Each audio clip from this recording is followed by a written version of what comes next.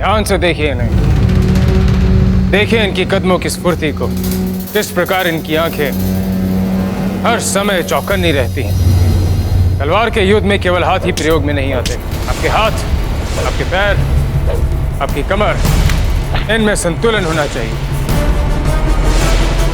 और इन सब पर आपका नियंत्रण और आपके शरीर में शेर वाली स्फूर्ति। नहीं तो आप साधारण योद्धा ही बने रहेंगे जिसे कोई भी सरलता से पराजित कर सकता है।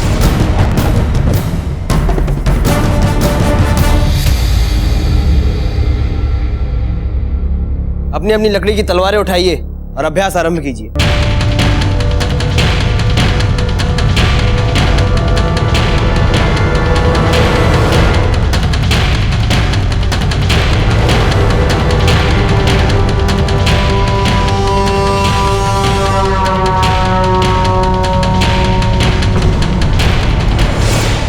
गुरुवर, अभ्यास से पहले हम आपसे दो निवेदन करना चाहते हैं। आज्ञा है। क्या हम आज के बजाय कल से तलवार चलाने का अभ्यास आरंभ कर सकते हैं? तो आज की समस्या है वो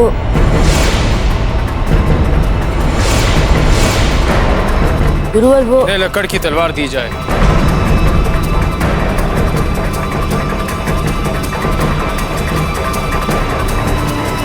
गुरुवर, हम असली तलवार के साथ एक युद्ध में भाग ले चुके हैं। हम इस लकड़ी की तलवार के बजाय असली तलवार का प्रयोग कर सकते हैं। आपको लगता है कि लकड़ी की तलवार से अभ्यास करना नौसिखियों का खेल है? नहीं गुरुवर, हम आपके सामने तो ऐसा सोचने तक की भी भूल नहीं कर सकते।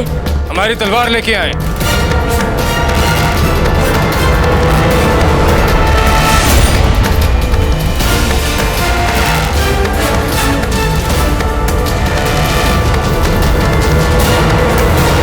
लीजिए इसे,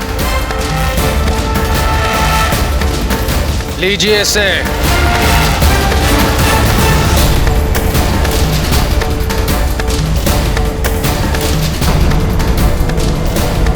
चक्रपाणी बाहर आए। हमने क्या किया गुरुवर? अनजाने में हमसे कोई भूल हो गई हो तो हमें क्षमा कर दीजिए। हमने कहा कि आप इस पंक्ति से बाहर आए।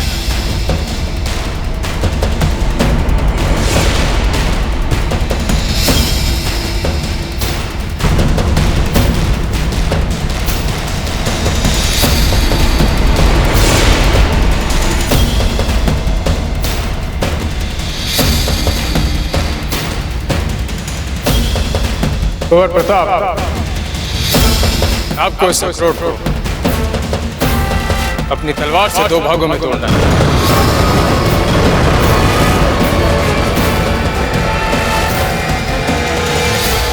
चक्रपाणी, यदि आप मात्र एक उंगली भी हिले तो अपनी मृत्यु के उत्तरदायी आप स्वयं होंगे। कुंवर प्रताप, तोड़िए।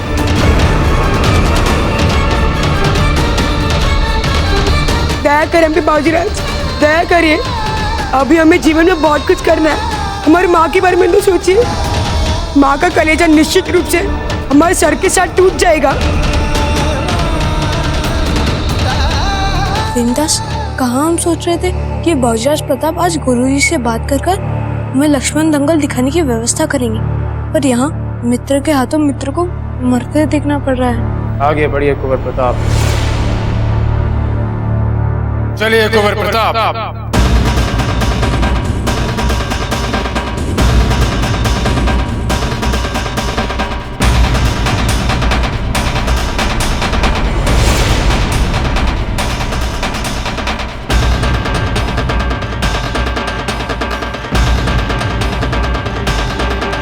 तलवार उठाओ कुंवर प्रताप। हमने आपको असली तलवार दी है, अब दिखाएं अपनी तलवार कौशलता।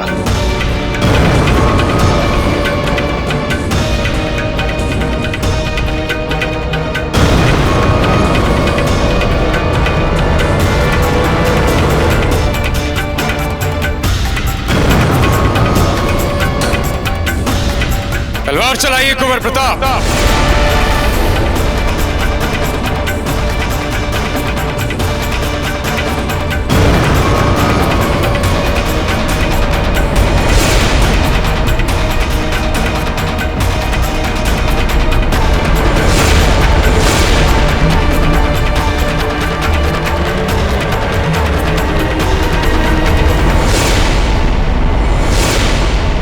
क्षमा कर दीजिए गुरुवर, हमसे ये नहीं होगा।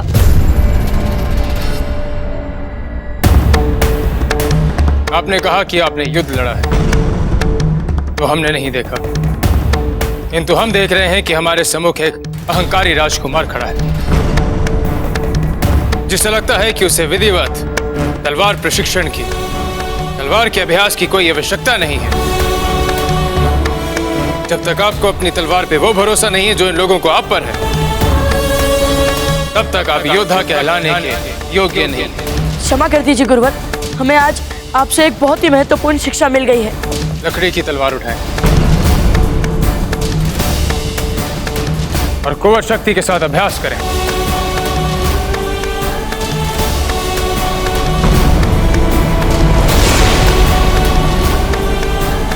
अब कोई और समस्या? नहीं गुरुवर, कुछ नहीं।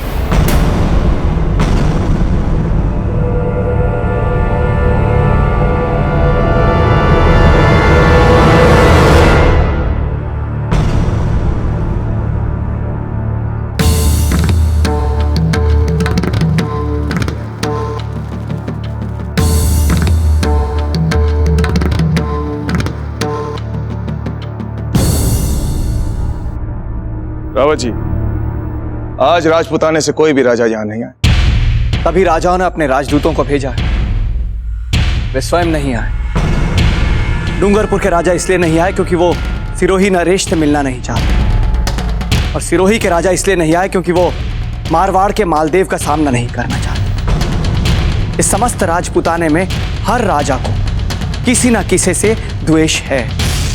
ये सभी राजदूत जो यहाँ पर आए हुए हैं, जब वे अपने अपने राज्यों में वापस जाएंगे तो अपने राजाओं से यही कहेंगे कि वो मेवाड़ ही है जो राजपुताने के सारे राजाओं को इकट्ठा कर सकता है, क्योंकि मेवाड़ की ताकत और मेवाड़ का गौरव आज भी वैसा ही है जैसे राणा कुंभा के समय में हुआ करता था, जैसे राणा सांगा के समय में हुआ करता था।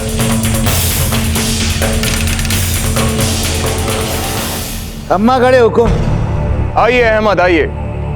इतने कम समय में इतने सारे राज्यों से पहलवानों को इकट्ठा करने का जो कठिन कार्य आपने किया है, उसके लिए हम आपको बधाई देते हैं। लीजिए।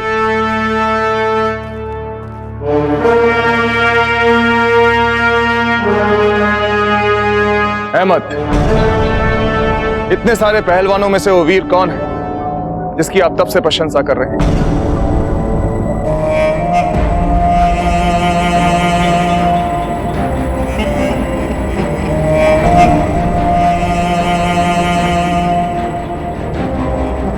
मेवाड़ की प्रसिद्ध कुश्ती में आपका स्वागत है वीर।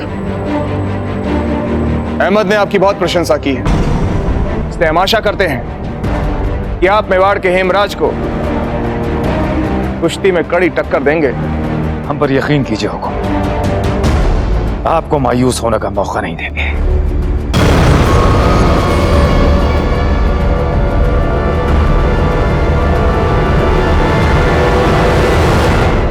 तुम तो अफगान लगते हो,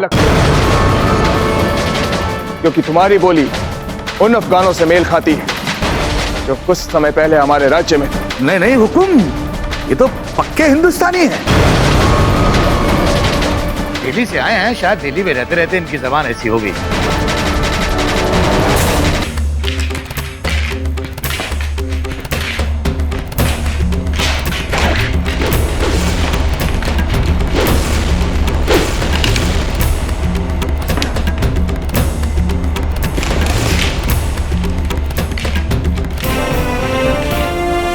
ये है योद्धाओं वाला प्रशिक्षण, ये है आपकी तलवार कौशलता।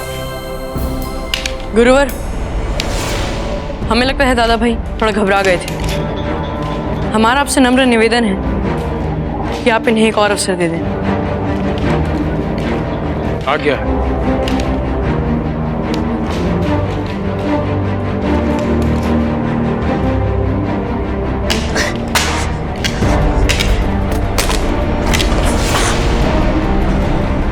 कुंवर प्रताप, हम बहुत समय से योद्धाओं वाले प्रशिक्षण करवा रहे हैं, शिक्षा दे रहे हैं, किंतु आप जैसा शिष्य हमने पहली बार देखा है, जो जितना ही बलशाली है उतना ही निर्बल भी। बहुत ही विचित्र व्यक्तित्व है आपका।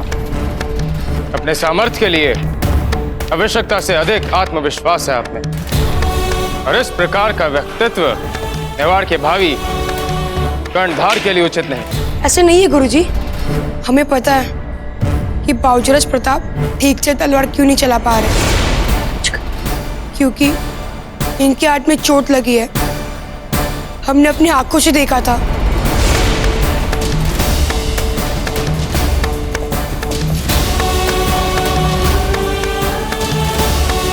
आपकी किलाई पे तो घाव है, हमें बताना आपने उचित नहीं समझा। आपने पिछली बार ही कहा था गुरुवर कि स्वभाव की निर्बलता ही आगे चलकर चरित्र की निर्बलता बन जाती है, और पहले ही हमने आपके प्रशिक्षण पर संदेह करके एक अपराध कर चुके थे। फिर अब अपनी कलाई की पीड़ा बताकर आपकी मर्यादा को फिर से कैसे भंग करते हम?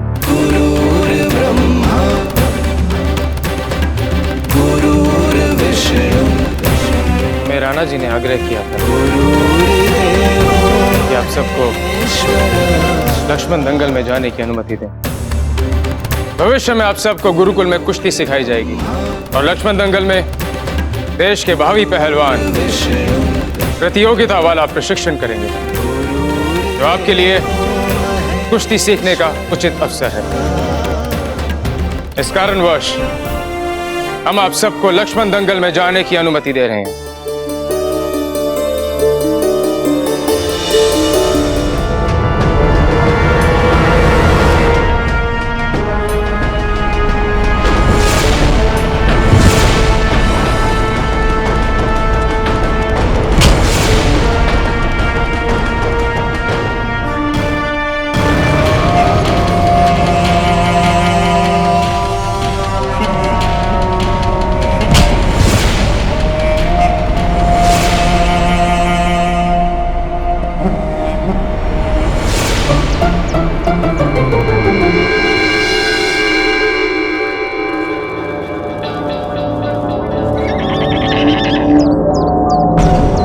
इसे क्या हुआ? घबराइए मत बाबूराज, इसे बहुत प्यास लगी है। प्यास लगी है तो फिर पानी पिलाइए इसे। क्या दादा भाई, थोड़ी देर और प्यासा रह जाएगा तो थोड़ी ना मर जाएगा। हाँ बाबूराज, अगर हमें इसे पानी पिलाने के चक्कर में बैठे तो वहाँ दंगल में पहुँचने तक कुश्ती खत्म हो जाएगी। आप लोग आगे चलिए, हम बस अशोक को पानी पिलाकर आप लोगों को पकड़ते हैं। आपके बिना हमें वहाँ पे देखने के लिए अच्छा स्थान भी नहीं मिलेगा। बाबूराज के साथ चलने में तो बात ही कुछ और है। क्यों? हम हैं ना, चलिए सब हमारे साथ। वे कह तो रहे हैं हमें पकड़ लेंगे।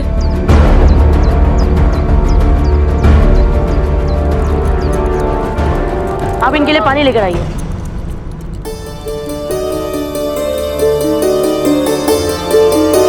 बस घबराइए मत, आपके लिए पानी आ रहा है।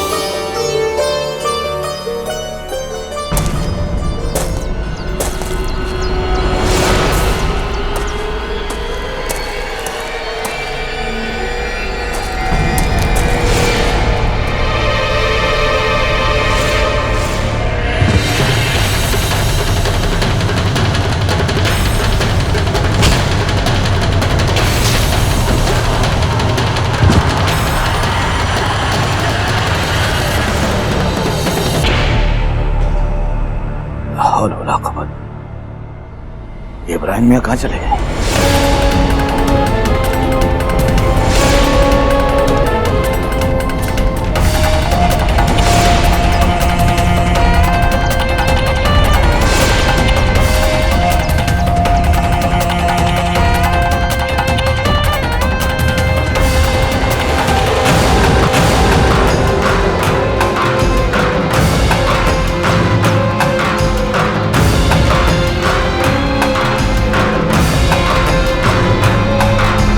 कौन है आप सब? बाबूजीराज, हम आपकी सुरक्षा के लिए आए हैं। किससे सुरक्षा के लिए? हमें कोई सुरक्षा की आवश्यकता नहीं है। बाबूजीराज, हमें महारानी जयवंताबाई जी का आदेश है, जब भी आप राजमहल और गुरुकुल से बाहर हो उस वक्त हम आपके साथ रहकर आपकी सुरक्षा का ध्यान रखें। हमें हर पल आपके साथ रहने का आदेश है बाबूजीराज। ये रानी माँ भी ना कितनी चिंता करती रहती है हमारी। ठीक है, अब हमें कुश्ती प्रतियोगिता देखने जाना है। हम वहां भी आपकी सुरक्षा का ध्यान रखेंगे बाबूजी राज। पर आप में से कोई इस अश्क का ध्यान रखिए।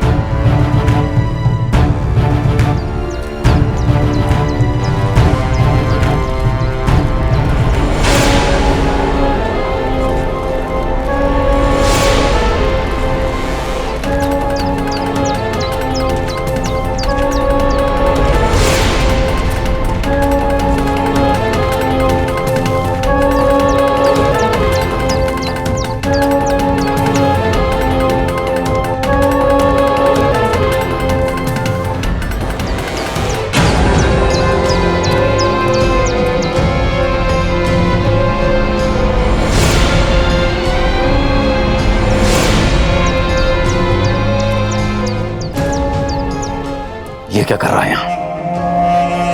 ये सैनिक क्यों इसके साथ?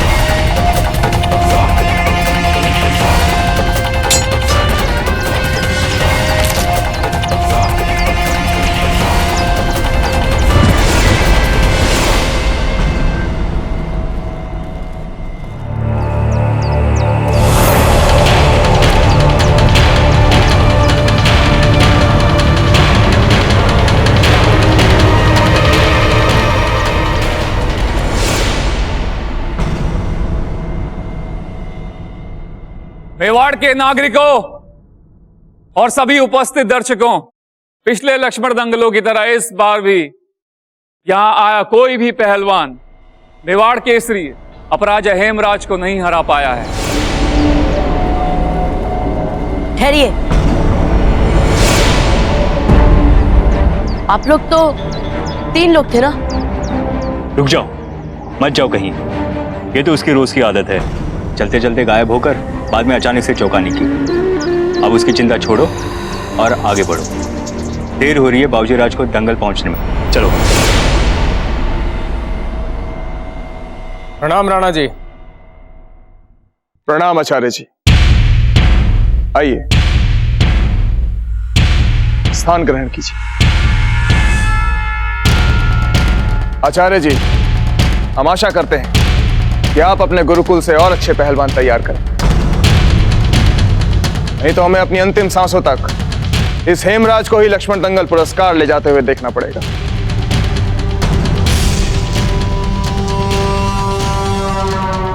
कुंवर प्रताप अब तक नहीं आए।